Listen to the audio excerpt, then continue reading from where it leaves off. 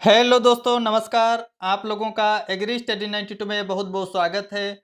आज हम UP triple S C पेट 2025 के एग्जाम के दृष्टिकोण से आज हम पिछले 6 महीनों के महत्वपूर्ण करंट अफेयर से संबंधित 100 मोस्ट इंपॉर्टेंट क्वेश्चन डिस्कस करने वाले हैं। इसमें हमारा पहला प्रश्न है, खाद्य और सार्वजनिक वितरण मंत्रालय के अनुसार विश्व में भारत की एथेनॉल उत्पादन एवं उपभोग में कौन सी रैंक है? ऑप्शन नंबर ए है प्रथम, बी है पांचवी, सी है तीसरी, डी है 10वीं। तो इसका राइट ऑप्शन हो जाएगा ऑप्शन नंबर सी।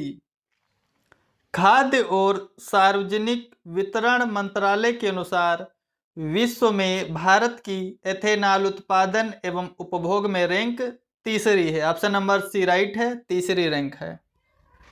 अगला प्रश्न देखेंगे, ब्रिक्स 2025 की बैठक किस देश में हुई? जो ब्रिक्स है 2025 की बैठक कहाँ हुई? तो ब्रिक्स का पूरा नाम होता है, बी से ब्राजील, रसिया, इंडिया, चाइना और साउथ अफ्रीका। तो ब्रिक्स 2025 की बैठक हुई थी, ऑप्शन नंबर इसमें सी राइट है, रियो डी जेनेरियो में। ये ब्राजील में पड़ता है, रियो डी जेनेरियो, यहाँ पर ब्रिक्स की बैठक हुई थी 2025 में। अगला प्रश्न देखेंगे, प्रश्न नंबर 3 है, 2025 ब्रिक्स शिखर सम्मेलन में कितने सदस्य देशों के प्रतिनिधि शामिल हुए?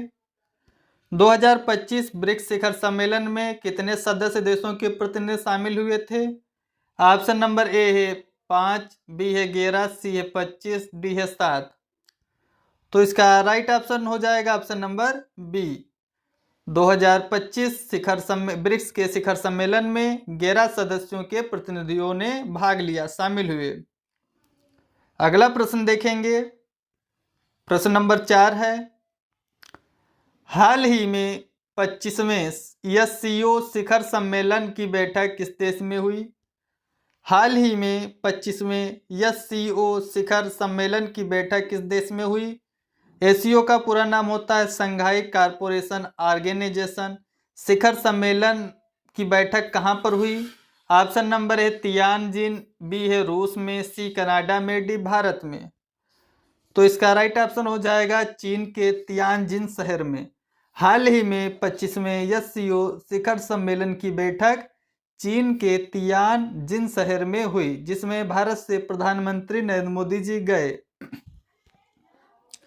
अगला प्रश्न है, प्रश्न नंबर 6, एससीओ संघाई कारपोरेशन ऑर्गेनाइजेशन का सबसे नवीनतम सदस्य कौन सा है?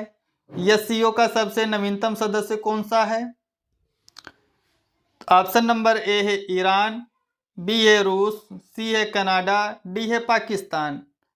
तो इसका राइट ऑप्शन हो जाएगा ऑप्शन नंबर ए, ईरान संघाई सहयोग संगठन का सबसे नवीनतम सदस्य देश है। अगला प्रश्न देखेंगे, प्रश्न नंबर 7 है, हाल ही में पीएम नरेंद्र मोदी को प्रदान किए गए गुयाना के सर्वोच्च राष्ट्रीय पुरस्कार का नाम क्या है? हाल ही में प्रधानमंत्री नरेंद्र मोदी जी को गुयाना का जो है सर्वोच्च राष्ट्रीय पुरस्कार प्रदान किया गया, उसका क्या नाम है? ऑप्शन नंबर ए है the order of excellence, B है द ऑर्डर ऑफ जेवर, सी है परम चक्र, डी इनमें से कोई नहीं। तो इसका राइट ऑप्शन हो जाएगा ऑप्शन नंबर ए। हाल ही में जो नरेंद्र मोदी जी गुयाना गए थे, तो वहां पर उनको द ऑर्डर ऑफ एक्सीलेंस पुरस्कार से सम्मानित किया गया। The order of excellence Guyana का सर्वोच्च राष्ट्रीय पुरस्कार है। अगला प्रश्न देखेंगे, प्रश्न नंबर 8 है, हाल ही में किस मंत्रालय ने नवीकरणीय ऊर्जा कार्यान्वयन एजेंसियों के लिए दिशा निर्देश जारी किए? हाल ही में किस मंत्रालय ने नवीकरणीय ऊर्जा कार्यान्वयन एजेंसियों के लिए दिशा निर्देश जारी किए हैं? ऑप्शन नंबर ए पेट्रोलियम मंत्रालय, बी है विद्युत मंत्रालय, सी है सोलर मंत्रालय, डी है जल मंत्रालय। तो इसका राइट ऑप्शन हो जाएगा ऑप्शन नंबर बी। हाल ही में विद्युत मंत्रालय ने नवीकरणीय ऊर्जा कार्यान्वयन एजेंसियों के लिए दिशा निर्देश जारी किए हैं। अगला प्रश्न देखेंगे, प्रश्न नंबर 9 है, हाल ही में जारी किए गए नियमों के अनुसार कृषि भूमि पर स्थित कितने से अधिक पेड़ों को काटने हेतु अनुमति लेना अनिवार्य है। अगर कृषि भूमि पर पेड़ लगे हुए हैं तो हम कितने पेड़ों को काटें तो हमें अनुमति लेने की जरूरत पड़ेगी। ऑप्शन नंबर ए है 100, बी है 50, सी है 10, डी है 500। तो इसका राइट ऑप्शन हो जाएगा ऑप्शन नंबर सी। 10 से अधिक अगर हमें कृषि भूमि पर पेड़ों को काटना है तो उसके लिए अनुमति लेना अनिवार्य है। ऑप्शन नंबर सी राइट है। अगला प्रश्न है प्रश्न नंबर 10, ऑस्ट्रेलियाई ग्रैंड पिक्स 2025 किसने जीती। ऑस्ट्रेलियाई ग्रैंड पिक्स 2025 कितने जीती। ऑप्शन नंबर ए है नोवाक जोकोविच ने, बी लैंडो नॉरिस ने, सी है बी के राय ने, डी है मार्शल जैकलिन ने। तो इसका राइट ऑप्शन हो जाएगा option number B Lando Norris. ऑस्ट्रेलियाई ग्रैंड पिक्स 2025 लैंडो नॉरिस ने जीती। ऑप्शन नंबर बी राइट है। अगला प्रश्न देखेंगे, प्रश्न नंबर 11 है, अखिल भारतीय विद्युत सुरक्षा जागरूकता कार्यक्रम का आयोजन कहाँ की हुआ है। हाल ही में अखिल भारतीय विद्युत सुरक्षा जागरूकता कार्यक्रम का आयोजन कहाँ पर हुआ है। ऑप्शन नंबर ए है नई दिल्ली, बी है मुंबई, सी है केरल, डी है जयपुर। तो इसका राइट ऑप्शन हो जाएगा ऑप्शन नंबर ए। नई दिल्ली में हाल ही में अखिल भारतीय विद्युत सुरक्षा जागरूकता कार्यक्रम का आयोजन हुआ है। अगला प्रश्न देखेंगे, प्रश्न नंबर 12 है, बान जलवायु परिवर्तन सम्मेलन 2025 कहां पर आयोजित किया गया। बान जलवायु परिवर्तन सम्मेलन 2025 कहां पर आयोजित किया गया। ऑप्शन नंबर ए इसमें नई दिल्ली, बी चीन, सी है जर्मनी, डी है इटली। तो इसका राइट ऑप्शन हो जाएगा ऑप्शन नंबर सी। जो बान है वो जर्मनी में पड़ता है, तो उसी से आप अंदाजा लगा सकते हैं कि बान जलवायु परिवर्तन सम्मेलन 2025 में कहां पर आयोजित हुआ होगा। तो जर्मनी राइट ऑप्शन हो जाएगा ऑप्शन नंबर सी। अगला प्रश्न देखेंगे, प्रश्न नंबर 13 है, हाल ही में कौन सी भारतीय कंपनी 120 मिलियन डॉलर की फंडिंग प्राप्त करके 2025 का 5वां यूनिकॉर्न बन गई। हाल ही में कौन सी भारतीय कंपनी 120 मिलियन डॉलर की फंडिंग प्राप्त करके 2025 का 5वां यूनिकॉर्न बन गई।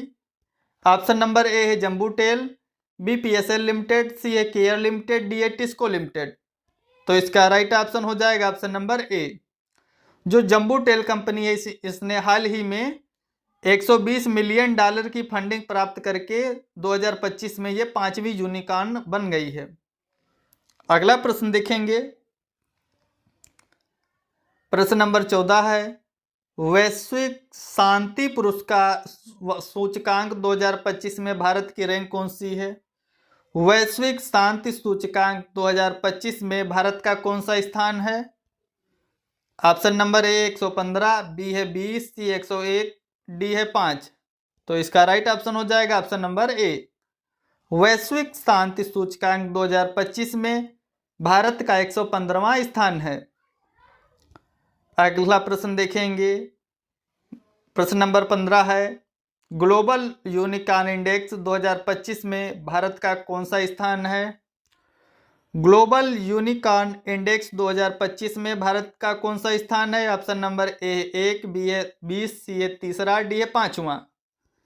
तो इसका राइट ऑप्शन हो जाएगा option number C. Global unicorn index 2025 में भारत का 3रा स्थान है।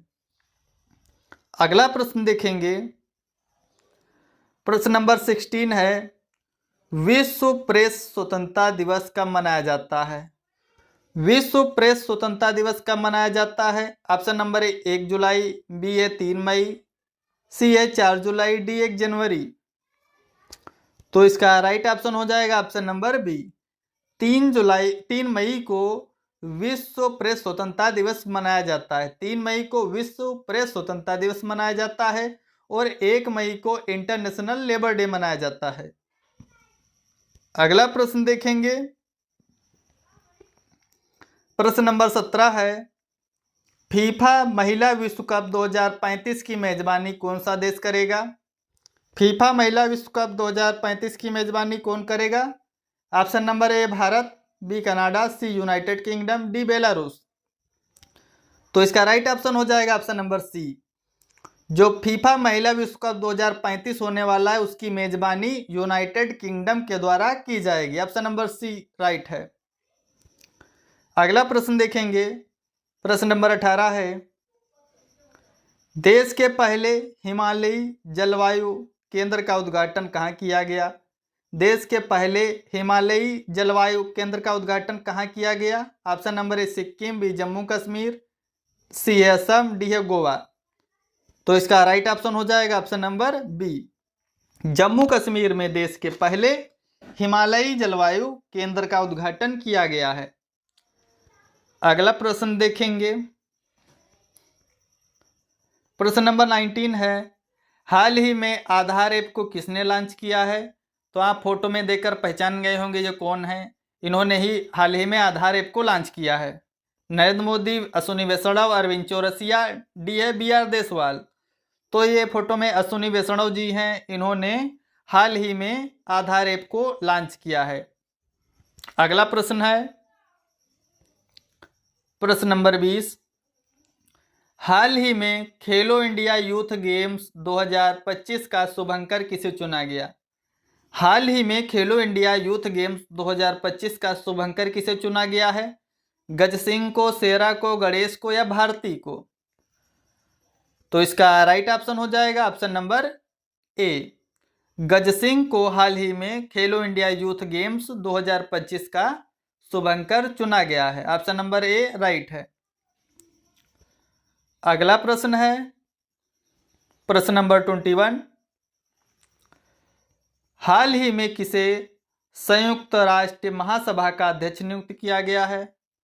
हाल ही में किसे संयुक्त राष्ट्र महासभा का अध्यक्ष नियुक्त किया गया है? तो आप फोटो में देख सकते हैं ये कौन है। सुमन शेट्टी, एनालेना बेयरबॉक, सी हेलीफ्रिक, डी जोकोविच। तो ये ऑप्शन नंबर इसमें बी राइट है, ये है एनालेना बेयरबॉक। एनालेना बेयरबॉक को संयुक्त राष्ट्र महासभा का अध्यक्ष चुना गया है। ऑप्शन नंबर इसमें बी राइट है। अगला प्रश्न देखेंगे, प्रश्न नंबर 22 है, भारत का पहला मानव युक्त गहरे महासागर मिशन जो समुद्रयान है कब लॉन्च किया जाएगा? भारत का पहला मानव युक्त गहरे महासागर मिशन समुद्रयान कब लॉन्च किया जाएगा? ऑप्शन नंबर ए है 2026, बी है 2028 में, या 2030 में, या 2035 में। तो इसका राइट ऑप्शन हो जाएगा ऑप्शन नंबर ए, 2026 में समुद्रयान लॉन्च किया जाएगा। ये भारत का क्या है? पहला मानव युक्त गहरे महासागर मिशन है। ये 2026 में लॉन्च किया जाएगा स्वदेशी रूप से विकसित पनडुब्बी मत्स्य 6000 के द्वारा, जिसमें समुद्र के अंदर 6000 किलोमीटर की गहराई तक जाया जाएगा। वहां पर पर्यवेक्षण किया जाएगा। तो कौन सी पनडुब्बी जाएगी? स्वदेशी रूप से निर्मित मत्स्य 6000 पनडुब्बी के द्वारा समुद्रयान सफल होगा 2026 में। अगला प्रश्न है, प्रश्न नंबर 23, वर्ष 2027 में फीफा महिला विश्व कप के 10वें संस्करण की मेजबानी कौन सा देश करेगा? वर्ष 2027 में फीफा महिला विश्व कप के 10वें संस्करण की मेजबानी कौन सा देश करेगा?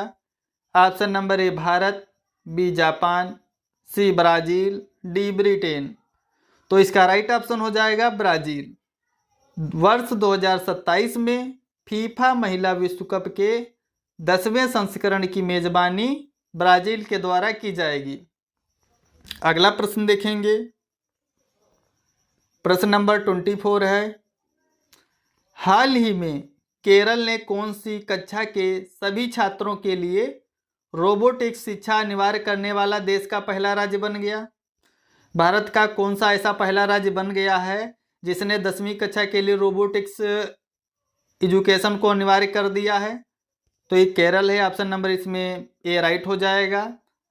हाल ही में केरल ने 10वीं की कक्षा के लिए रोबोटिक्स शिक्षा को अनिवार्य कर दिया है, या देश का पहला स्टेट बन गया है ऐसा कार्य करने वाला। ऑप्शन नंबर इसमें ए राइट है। अगला प्रश्न देखेंगे, हाल ही में कौन सा देश मलेरिया के लिए एडफ्लासीवैक्स टीका विकसित कर रहा है? निम्नलिखित में से कौन सा देश है जो मलेरिया के लिए एडफ्लासीवैक्स टीका विकसित कर रहा है? तो अपना India. Option number A right है। भारत जो है एडफ्लासीवैक्स टीका विकसित कर रहा है मलेरिया के लिए। अगला प्रश्न देखेंगे, प्रश्न नंबर 2 है, हाल ही में किस देश की टीम ने 66वें इंटरनेशनल मैथमेटिकल ओलंपियाड में प्रथम स्थान प्राप्त किया? हाल ही में किस देश की टीम ने 66वें इंटरनेशनल मैथमेटिकल ओलंपियाड में प्रथम स्थान प्राप्त किया? Option number A Bharat, B है चीन, सी यूएसए, डी जापान। तो इसमें राइट ऑप्शन हो जाएगा चीन। चीन ने इसमें जो है पहला स्थान प्राप्त किया है 66वें इंटरनेशनल मैथमेटिकल ओलंपियाड 2025 में। अगला प्रश्न देखेंगे, अगला प्रश्न है, हाल ही में किस देश ने भारत को दूसरा जेई F404 इंजन सौंपा है? किस देश ने भारत को दूसरा जेई F404 इंजन सौंपा है? Option number A Bharat, B चीन, सी यूएसए, डी जापान। तो इसका राइट ऑप्शन हो जाएगा भारत को जो यूएसए है, संयुक्त राज्य अमेरिका ने जेई F404 इंजन सौंपा है। अगला प्रश्न देखेंगे, हाल ही में कहाँ भारत के पहले डिजिटल घुमंतू गांव का उद्घाटन हुआ? हाल ही में कहाँ पर भारत के पहले डिजिटल घुमंतू गांव का उद्घाटन हुआ? याकतेन, सिक्किम, भोपाल, गोवा या महाराष्ट्र? तो इसका राइट ऑप्शन हो जाएगा ऑप्शन नंबर ए। याकटेन गांव का नाम ये सिक्किम में पड़ता है। ये भारत का पहला डिजिटल घुमंतू गांव बना है, कह सकते हैं। अगला प्रश्न है, हाल ही में भारत का पहला AI प्लस कैंपस कहाँ स्थापित किया गया? हाल ही में भारत का पहला AI प्लस कैंपस कहाँ स्थापित किया गया है? Option number A Amravati, B Bhopal, C Goa, D Maharashtra. तो इसका राइट ऑप्शन हो जाएगा option number A Amravati. Bharat का पहला AI प्लस कैंपस अमरावती में स्थापित किया गया है। अगला प्रश्न है, हाल ही में भारत में प्रोसेस्ड आलू उत्पादन में कौन सा राज्य शीर्ष पर है? आलू की बात करें तो आलू के प्रोडक्शन में ओवरऑल तो उत्तर प्रदेश पहले स्थान पर है, लेकिन जहां पर पूछा गया है प्रोसेस्ड आलू उत्पादन, तो प्रोसेस्ड आलू उत्पादन में कौन सा अग्रणी है? अमरावती है, भोपाल है, गुजरात है या महाराष्ट्र है? तो प्रोसेस्ड आलू उत्पादन में गुजरात जो स्टेट है ये अग्रणी है। आलू की बात करें तो आलू क्या है, इसका फैमिली होता है सोलेनेसी और इसका बोटनिकल नेम होता है सोलेनम ट्यूबरोसम। और आलू उत्पादन में ओवरऑल जो आपका यूपी स्टेट है ये पहले स्थान पर है, और जो गुजरात है प्रोसेस्ड आलू उत्पादन में शीर्ष राज्य बना है। अगला प्रश्न देखेंगे, हाल ही में 75वें PM दिव्यांग केंद्र का उद्घाटन कहाँ किया गया? तो हाल ही में 75वें PM दिव्यांग केंद्र का उद्घाटन कहाँ पर हुआ है? उत्तर प्रदेश में, भोपाल में, गुजरात में या महाराष्ट्र में? तो इसका राइट ऑप्शन हो जाएगा उत्तर प्रदेश। उत्तर प्रदेश में 75वें PM दिव्यांग केंद्र का उद्घाटन हुआ है। अगला प्रश्न देखेंगे, हाल ही में तीरंदाजी विश्व कप 2025 में भारत ने कितने पदक जीते हैं? तो हाल ही में जो तीरंदाजी विश्व कप 2025 हुआ है तो उसमें भारत ने 3 गोल्ड मेडल जीते हैं। तो यहाँ पर गोल्ड मेडल कर लीजिए कि यहाँ पर होगा गोल्ड मेडल। तो भारत ने तीरंदाजी विश्व कप 2025 में 3 गोल्ड मेडल जीते हैं। ऑप्शन नंबर ए इसमें राइट होगा। अगला प्रश्न है, हाल ही में किस देश ने दुनिया की पहली पारंपरिक ज्ञान डिजिटल लाइब्रेरी शुरू की है? किस देश ने दुनिया की पहली पारंपरिक ज्ञान डिजिटल लाइब्रेरी शुरू की है? Option number A Dubai, B Bharat, C America, D रूस। तो आप फोटो देखकर समझ गए होंगे ये इंडिया की है। हाल ही में भारत ने दुनिया की पहली पारंपरिक ज्ञान डिजिटल लाइब्रेरी शुरू की है। Traditional knowledge digital library open India, world's first country. अगला प्रश्न है, हाल ही में कौन LIC के नए MD एंड CEO बने हैं? तो हाल ही में कौन LIC के नए MD एंड CEO बने हैं? ऑप्शन नंबर ए है Mukesh Shah, B R Doraiswamy, C YD Tyagi, D Arvind Chaurasia. तो ये देख सकते हैं आप फोटो में आर दोरेस्वामी जी हैं, ये LIC के नए MD एंड CEO बने हैं। अगला प्रश्न देखेंगे, अंतर्राष्ट्रीय रसायन विज्ञान ओलंपियाड 2025 में भारत ने कितने मेडल जीते? तो जो अंतर्राष्ट्रीय रसायन विज्ञान ओलंपियाड 2025 है, इसमें भारत ने कुल 4 मेडल जीते, जिसमें 2 गोल्ड हैं, 2 सिल्वर हैं। अंतर्राष्ट्रीय रसायन विज्ञान ओलंपियाड 2025 में भारत ने कुल 4 पदक जीते, जिसमें 2 गोल्ड, 2 सिल्वर हैं। ऑप्शन नंबर ए राइट है। भारत में वित्तीय समावेशन सूचकांक यानी फाइनेंशियल इंक्लूजन इंडेक्स कौन जारी करता है? ऑप्शन नंबर ए है RBI, बी है वित्त मंत्रालय, सी है सेबी, डी है नाबार्ड। RBI का पूरा नाम होता है reserve bank of India, SEBI का होता है security exchange board of India, इसका मुख्यालय लखनऊ में है। नाबार्ड का पूरा नाम होता है national bank for agriculture and rural development. इसकी स्थापना 12 जुलाई 1982 को हुई थी नाबार्ड की। इसका जो राइट ऑप्शन हो जाएगा, जो फाइनेंशियल इंक्लूजन इंडेक्स है वो RBI के द्वारा जारी किया जाता है। अगला प्रश्न देखेंगे, प्रश्न नंबर 2 है, अंत्योदय अन्न योजना की शुरुआत कब हुई? अंत्योदय अन्न योजना की शुरुआत कब हुई? ऑप्शन नंबर ए है वर्ष 2015, बी है 2000, सी है 2025, डी 1947। तो इसका राइट ऑप्शन हो जाएगा ऑप्शन नंबर बी, वर्ष 2000 में जो है अंत्योदय अन्न योजना की शुरुआत हुई थी। अगला प्रश्न देखेंगे, प्रश्न नंबर 3 है, PM शहरी आवास योजना कब शुरू हुई? PM शहरी आवास योजना कब शुरू हुई थी? ऑप्शन नंबर ए 25 जून 2015, बी वर्ष 2000, सी वर्ष 2025, डी 5 मई 1947। इसका क्या राइट ऑप्शन हो जाएगा? ऑप्शन नंबर ए इसका राइट है, 25 जून 2015 को PM शहरी आवास योजना की शुरुआत हुई थी। अगला प्रश्न देखेंगे, प्रश्न नंबर 4 है, टेटनस, टाइफाइड, TB, डिप्थीरिया, हैजा, निमोनिया आदि रोग किसके द्वारा फैलते हैं? Option number A virus, B कवक, सी जीवाणु, डी शैवाल। तो इसका राइट ऑप्शन हो जाएगा ऑप्शन नंबर सी, जो बैक्टीरिया है जीवाणु, इसके द्वारा टेटनस, टाइफाइड, TB, डिप्थीरिया, हैजा, निमोनिया आदि रोग फैलते हैं। अगला प्रश्न देखेंगे, प्रश्न नंबर 5 है, एफ्लाटॉक्सिन नामक खाद्य विषाक्तता किसके कारण होती है? एफ्लाटॉक्सिन नामक खाद्य विषाक्तता किसके कारण होती है? ऑप्शन नंबर ए है वायरस, बी है कवक, सी है जीवाणु, डी है शैवाल। तो इसका ऑप्शन नंबर जो बी है राइट हो जाएगा, कवक के कारण एफ्लाटॉक्सिन नामक खाद्य विषाक्तता होती है। अगला प्रश्न देखेंगे, प्रश्न नंबर 6 है, मानव शरीर में कौन सी ग्रंथि कैल्शियम संतुलन तथा हड्डियों में कैल्शियम की मात्रा को कंट्रोल करती है? मानव शरीर में कौन सी ग्रंथि है जो कैल्शियम संतुलन बनाए रखती है तथा हड्डियों में कैल्शियम की मात्रा को नियंत्रित करती है?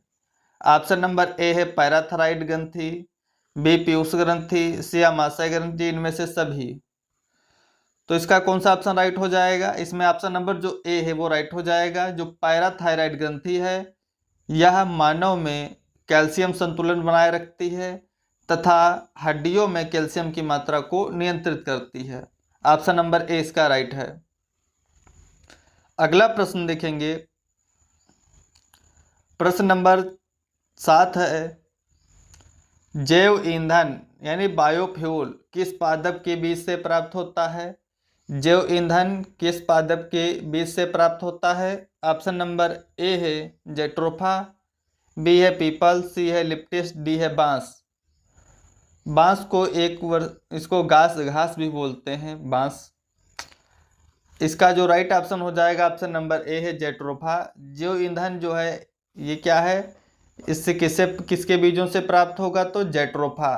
ऑप्शन नंबर ए राइट है। अगला प्रश्न देखेंगे, प्रश्न नंबर 8 है, परमाणु भट्ठी में कौन सा ईंधन प्रयोग किया जाता है? परमाणु भट्ठी में कौन सा ईंधन प्रयोग किया जाता है? ऑप्शन नंबर ए है डीजल, बी है पेट्रोल, सी है सोडियम, डी है यूरेनियम। तो ऑप्शन नंबर डी इसका राइट हो जाएगा। परमाणु भट्ठी में यूरेनियम जो ईंधन है उसका यूज किया जाता है। अगला प्रश्न है, प्रश्न नंबर 9 है, कृत्रिम रूप से मानव निर्मित अनाज वाली फसल कौन सी है? कृत्रिम रूप से मानव निर्मित प्रथम अनाज वाली फसल कौन सी है? ऑप्शन नंबर ए व्हीट, ट्रिटिका मेस्टियम जो है बार्ली से बोलते हैं, ट्रिटिकल है गेहूंसा यानी गेहूं का मामा है। तो इसका कौन सा ऑप्शन राइट हो जाएगा? इसमें ऑप्शन नंबर जो सी है ट्रिटिकल। ट्रिटिकल जो है अनाज वाली क्रॉप है, ये मानव निर्मित फर्स्ट कह सकते हैं सीरियल क्रॉप है जो आर्टिफिशियल डेवलपमेंट है। अगला प्रश्न देखेंगे, प्रश्न नंबर 10 है, डायनमो का क्या कार्य होता है? डायनमो का क्या कार्य होता है? गति करना या यांत्रिक ऊर्जा को विद्युत ऊर्जा में बदलना या तापरंग मापन या वायु वेग मापन। डायनमो क्या करता है? डायनमो का मुख्य कार्य क्या होता है? ऑप्शन नंबर बी राइट है। डायनमो यांत्रिक ऊर्जा को विद्युत ऊर्जा में बदलने का कार्य करता है, और जो विद्युत मोटर होता है वो विद्युत ऊर्जा को यांत्रिक ऊर्जा में बदलता है, और डायनमो यांत्रिक ऊर्जा को विद्युत ऊर्जा में बदलता है। अगला प्रश्न देखेंगे, प्रश्न नंबर 11 है, फोटोग्राफी में उपयोग किया जाने वाला प्रकाश संवेदी यौगिक कौन सा है? फोटोग्राफी में प्रयोग किया जाने वाला प्रकाश संवेदी यौगिक कौन सा है? ऑप्शन नंबर ए है silver bromide, B iodine, C calcium nitrate, D है क्लोरीन। तो आप फोटो में देख सकते हैं, इसका ऑप्शन नंबर ए राइट है। सिल्वर ब्रोमाइड हल्के पीले कलर का होता है। ये सिल्वर ब्रोमाइड का यूज होता है फोटोग्राफी में, ये प्रकाश संवेदी यौगिक होता है। अगला प्रश्न देखेंगे, प्रश्न नंबर 12 है, अंतर्राष्ट्रीय योग दिवस कब मनाया जाता है? अंतर्राष्ट्रीय योग दिवस कब मनाया जाता है? 21 जून, बी है 15 जुलाई, सी है 1 दिसंबर, डी है 1 जनवरी। तो इसका राइट ऑप्शन हो जाएगा ऑप्शन नंबर ए, 21 जून को अंतर्राष्ट्रीय योग दिवस मनाया जाता है। अगला प्रश्न देखेंगे, प्रश्न नंबर 13 है, विश्व पर्यावरण दिवस कब मनाया जाता है? यानी वर्ल्ड इन्वायरमेंट डे कब मनाया जाता है? ऑप्शन नंबर ए है 21 जून, बी है 5 जून, सी है 5 दिसंबर, डी है 1 जनवरी। तो ऑप्शन नंबर ए जो है राइट हो जाएगा, 5 जून को विश्व पर्यावरण दिवस मनाया जाता है। अगला प्रश्न है, प्रश्न नंबर 14 है, कौन सी गैस वायुमंडल में सर्वाधिक मात्रा में पाई जाती है? कौन सी गैस वायुमंडल में सर्वाधिक मात्रा में पाई जाती है? ऑप्शन नंबर ए है ऑक्सीजन, बी है CO2 यानी कार्बन डाइऑक्साइड, सी है आर्गन, डी है नाइट्रोजन। तो इसमें जो ऑप्शन नंबर डी है राइट हो जाएगा। वायुमंडल में जो है नाइट्रोजन गैस सर्वाधिक मात्रा में पाई जाती है, लगभग 78%। ऑक्सीजन जो होती है 21% होती है। अगला प्रश्न देखेंगे, प्रश्न नंबर 15 है, विश्व की सबसे गहरे पानी की झील कौन सी है? विश्व की सबसे गहरे पानी की झील कौन सी है? ऑप्शन नंबर ए है बैकाल झील, बी है लोकटक झील, सी है बुलर झील, डी है इनमें से कोई नहीं। तो जो ऑप्शन नंबर ए है वो राइट हो जाएगा। विश्व की सबसे गहरे पानी की झील बैकाल झील है। अगला प्रश्न देखेंगे, प्रश्न नंबर 16 है, भारत की सबसे बड़ी खारे पानी की झील कौन सी है? भारत की सबसे बड़ी खारे पानी की झील कौन सी है? ऑप्शन नंबर ए है बैकाल झील, बी है लोकटक झील, सी है चिल्का झील, डी है इनमें से कोई नहीं। इसका ऑप्शन नंबर सी राइट हो जाएगा। भारत की सबसे बड़ी खारे पानी की झील जो है वो है चिल्का झील। चिल्का झील जो है भारत की सबसे बड़ी खारे पानी की झील है। ये भारत के उड़ीसा राज्य में पाई जाती है। अगला प्रश्न देखेंगे, प्रश्न नंबर 17 है, भारत में जनसंख्या की दृष्टि से उत्तर प्रदेश का कौन सा स्थान है? भारत में जनसंख्या की दृष्टि से यूपी का कौन सा स्थान है? प्रथम, द्वितीय, तृतीय या पांचवा? तो इसका राइट ऑप्शन हो जाएगा ऑप्शन नंबर ए। जनसंख्या की दृष्टि से यूपी का भारत में स्थान जो है प्रथम है।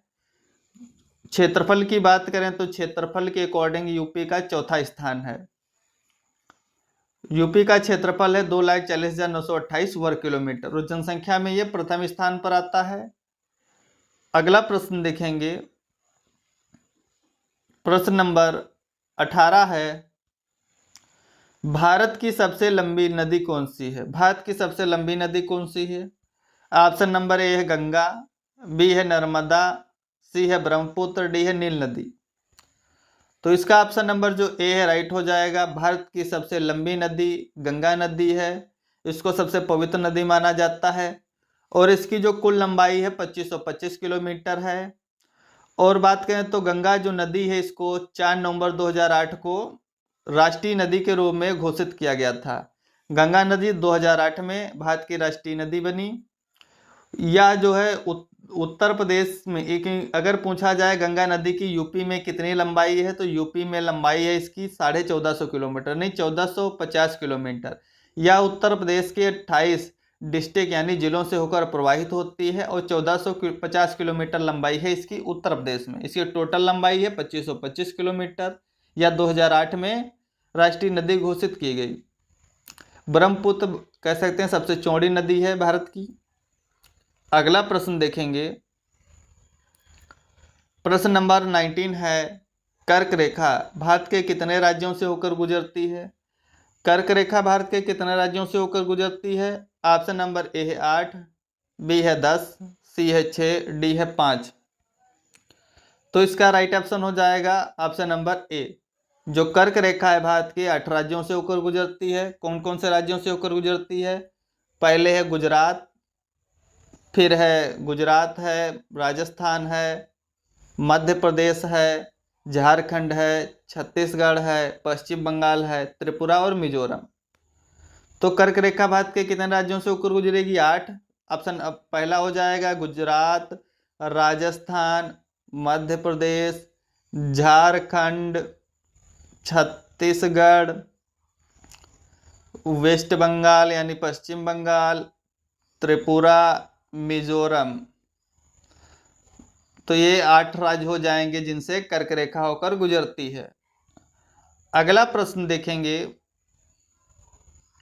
प्रश्न नंबर 20 है, भारत का सबसे उत्तरी भाग कौन सा है? भारत का दक्षिण सबसे कह सकते उत्तरी पॉइंट कौन सा है?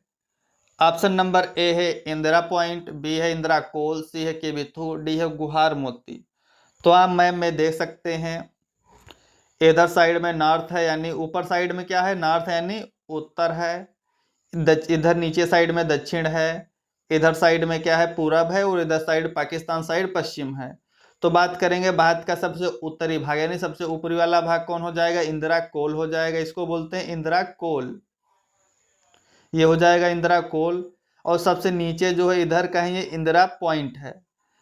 सबसे नीचे साइड में इंदिरा पॉइंट या पिग्मेलियन पॉइंट है।